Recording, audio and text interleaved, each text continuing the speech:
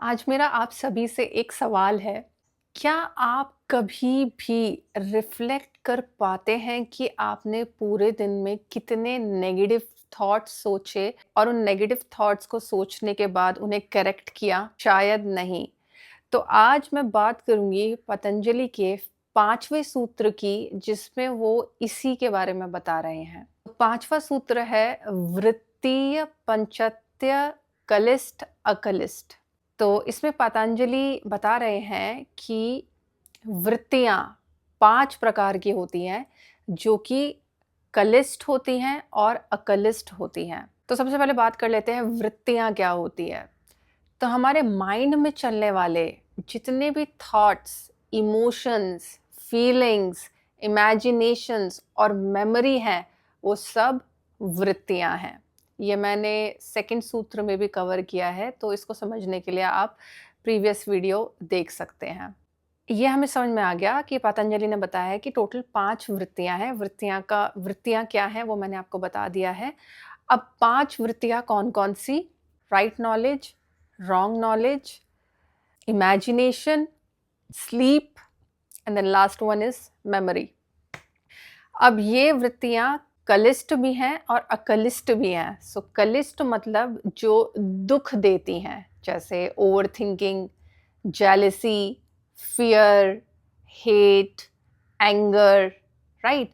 ये सब हमको दुःख दे रही है ना, ये सब हमको सफरिंग दे रही हैं। तो जितने भी थॉट्स हमें बाँधते हैं, हमको सफरिंग दे रहे हैं, हमको दुःख पहुँचा रहे हैं, हमको अनईज़ी फ़ील करा रहे हैं, वो सब क्या है? कलिष्ठ वृत्तियाँ। और जितनी भी वृत्तियाँ हमको काम फ़ील करवा रही हैं, पीसफुल फ़ील करवा रही हैं, हैप्पी फ़ील करवा रही हैं, रिलैक्स्ड फ़ील करवा रही हैं, वो सब है अकलिष्ठ वृत्तियाँ। तो इस सूत्र में पतंजलि ये नहीं कह रहे हैं कि सारे तरह के विचार यानी थॉट्स खराब है, नहीं, वो कह रहे हैं सिर्फ जो कलिष्ठ वृत्तियाँ हैं वो खराब हैं और जो अकलिष्ठ वृत्तियाँ हैं, जो हमको काम फ़ील करवा रही है, पीसफुल फ़ील करवा रही है, वो अच्छी हैं।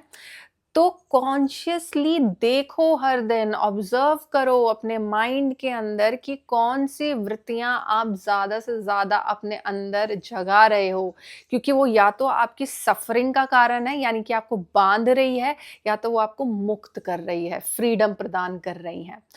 तो यहाँ पे जो कलिष्ठ वृत्तियां हैं आपकी, वो है कॉग्निटिव डिस्टॉर्शन। तो कॉग्निटिव डिस्टॉर्शन मतलब कि रियलिटी कुछ और है, लेकिन आपने अपने माइंड में कुछ और ही क्रिएट कर दिया है, जो कि सच नहीं है, एक भ्रम, एक इल्यूजन। फॉर एग्जाम्पल कि इसमें एक कॉग्निटिव डिस्टॉर्शन आता है साइकोलॉजी में, जिसको बोलते हैं ऑल और नथिंग थिंकिंग।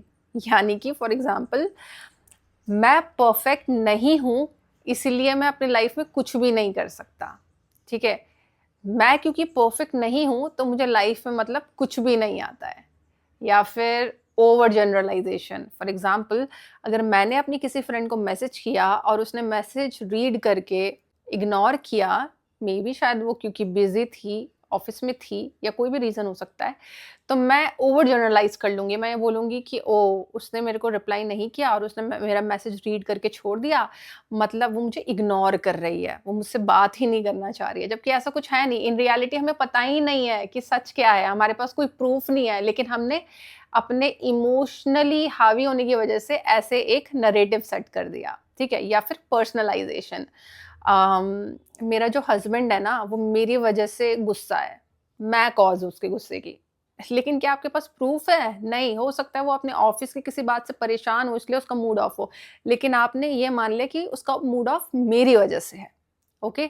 तो ये कुछ कॉग्निटिव डिस्टॉर्शन थे जो मैंने आपको एक्सप्लेन किया, ताकि आपको समझ में आए कि कॉग्निटिव डिस्टॉर्शन होता कैसे है और कैसे ये हमें डे टू डे लाइफ में प्रॉब्लम क्रिएट कर रहा है हमारे लिए। अब आता है आपका अकलिष्ठ वृत्तियां, यानी कि अडेप्टिव थिंकिंग, जो कि दुख नहीं देती हैं। ठीक है? जो कि आपको आनंद की स्थिति में रखती हैं, काम, पीस। ओके? तो ये है आपके कामनेस, जो कि आता है किससे? ज्ञान से।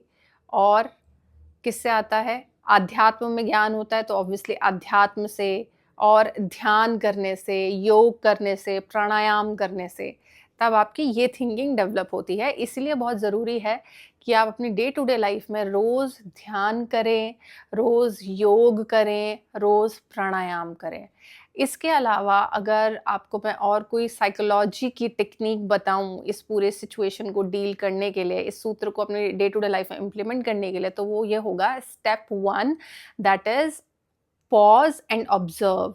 जब भी आपको लगे कि आप पे कोई इमोशन हावी हो रहा है, B it anger, B it fear, B it any single emotion, तो उस टाइम पे आपको क्या करना है, पॉज़ करना है और बस ऑब्ज़र्व करना है।